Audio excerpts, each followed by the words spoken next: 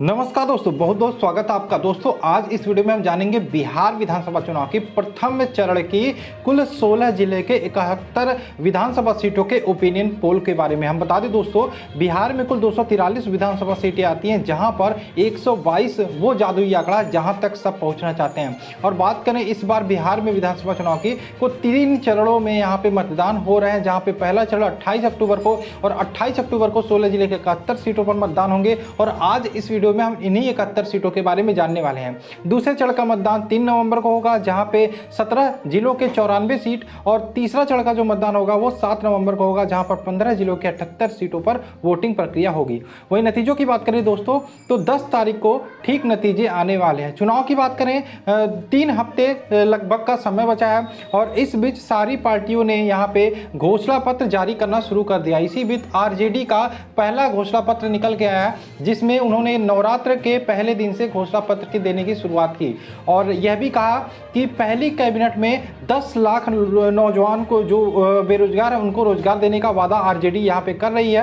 और परीक्षा के लिए भरे जाने वाले आवेदन फॉर्म की जो फीस होगी उसको माफ करने का वादा आरजेडी कर रही है। वहीं पे परीक्षा केंद्रों तक जाने का किराया सरकार देगी, ये भी वादा। यानी कि ज़्यादातर जो वादे यहाँ पे आरजेडी द्वारा किए जा रहे हैं वो युवाओं को ध्यान में रखकर, छात्रों को ध्यान में रखकर किया जा रहा है। वहीं भी बात करें, हमारा संकल्प है कि पलायन रोकेंगे, ये नारा भी आरजेडी दे रही है। वहीं पे कर्पूरी श्रम सहायता केंद्र खोलने का वादा आरजेडी कर रही है। वहीं पे शिक्षकों के लिए समान काम समान वेतन का वादा भी आरजेडी यहाँ पे कर रही है। देखना यह है इस नए वादे पर कैसे आरजेडी खरा उतर पाती है। वहीं पे बात कर लेते हैं पहले चरण की जो 71 सीटें हैं जिन पर मतदान होने हैं, उनमें कौन कौन सी सीटें आती हैं। तो सबसे पहले अगर जो हम देखें, कुल मिला के प्रथम चरण में 1066 प्रत्याशी मैदान में है, और 319 पर मुकदमा दर्ज है। यानी कि जो 300 लोग 1066 में आते हैं वो कहीं ना कहीं से आपराधिक हैं। वहीं पे बात करें, 28 अक्टूबर में मतदान होना है, और जो 16 जिले आते हैं इसमें भागलपुर है, बांका है, मुंगेर है, लखीसराय है, शेखपुरा है, पटना है, भोजपुर है, बक्सर है, सासाराम है, कैमूर है, अरवल है, जहानाबाद, औरंगाबाद, गया, नवादा और जमुई। इन 16 जिले के कुल 71 सीटों पर यहाँ पे चुनाव होने हैं। और बात करें जो इन 16 जिलों की, इन 16 जिलों में आरजेडी का दुर्ग मजबूत है। यानी कि कह सकते हैं कहीं ना कहीं आरजेडी यानी कि महागठबंधन का पलड़ा भारी रहने वाला है। हम बात कर लेते हैं जो 2015 में, तो 2015 में जो चुनाव हुआ था उसमें लालू और नीतीश कुमार ने यहाँ पे साथ मिलकर चुनाव लड़े थे, और इन्होंने साथ मिलकर एनडीए का सफाया कर दिया था। अगर जो हम देखा जाए तो 2015 में चुनाव हुआ था, आरजेडी को 25 सीटें मिली थी, जेडीयू को 21 सीटें मिली थी। यानी कि अगर जो इस हिसाब से देखें तो आरजेडी और जेडीयू साथ मिलकर चुनाव लड़े थे, और लगभग आधी से ज्यादा सीटों पर यहां पे कब्जा किया था। वहीं पे बीजेपी को 2015 में 14 सीटें मिली थी, कांग्रेस को 8 सीटें, और अन्य के खाते में 3 सीटें कुल मिली थी। और एक चीज और मैं बताना चाहता हूं यहाँ पे दोस्तों, एलजेपी के खाते में यहाँ पे जो 16 विधानसभा सीट के 16 जिले के 71 विधानसभा सीट है, इसमें से एक भी सीट नहीं मिली थी।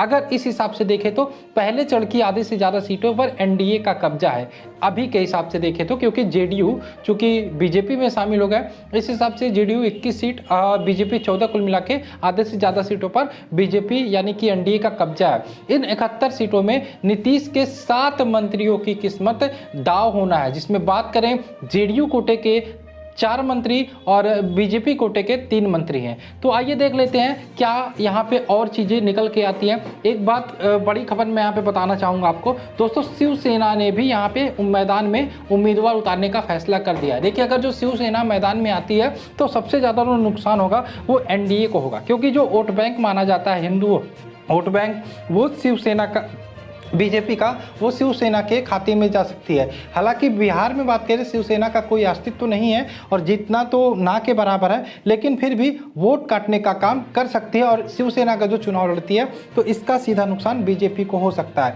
वहीं पे बात करें असदुद्दीन ओवैसी का भी जो जिस तरीके से शिवसेना के लड़ने से एनडीए को नुकसान हो सकता है, उसी प्रकार से ओवैसी को लड़ने को से यहाँ पे महागठबंधन का नुकसान हो सकता है। दोस्तों इस बीच एलजेपी पार्टी को लेकर एक बड़ी खबर यह निकल के आई है कि बीजेपी के प्रकाश जावड़ेकर और संबित पात्रा, इन दोनों ने एलजेपी को यानी कि वोट कटवा पार्टी बोला।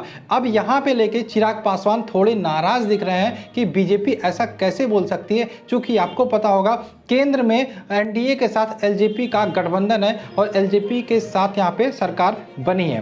तो कुल मिला के देखते हैं क्या होता है क्या नहीं होता है, लेकिन इस हिसाब से देखा जाए तो प्रथम चरण की 16 जिलों के 71 विधानसभा सीटों के ओपिनियन पोल के बारे में देख लेते हैं। तो सबसे पहले एनडीए की बात करें दोस्तों, एनडीए के खाते में प्रथम चरण में जो 71 सीटें हैं उसमें से 30 से 32 सीटें जाती हुई दिख रही हैं, यानी कि नुकसान यहाँ पे हो सकता है एनडीए को पहले के हिसाब से। और इसमें जो सबसे ज़्यादा नुकसान हो रहा है वो जेडीयू को हो रहा है, नीतीश कुमार की पार्टी को हो रहा है। तो एनडीए के खाते में 30 से 32 सीटें जाती हुई दिख रही हैं। वहीं पे महागठबंधन की बात करें, उसके खाते में 38 से 40 सीटें जा सकती हैं। दोस्तों महागठबंधन के खाते में 38 से 40 सीटें, यानी कि बात करें कुल मिला के पहले जो चरण की चुनाव है उसमें महागठबंधन का पलड़ा भारी रहने वाला है।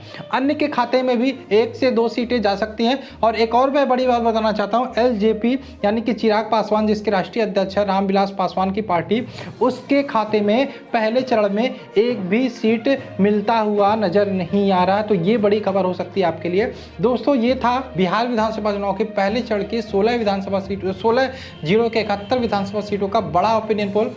आगे की खबरों को जानने के लिए आप बने रहिए हमारे साथ पल पल के बिहार चुनाव के अपडेट के लिए। मिलते हैं नेक्स्ट वीडियो में। जय हिंद दोस्तों, जय भारत।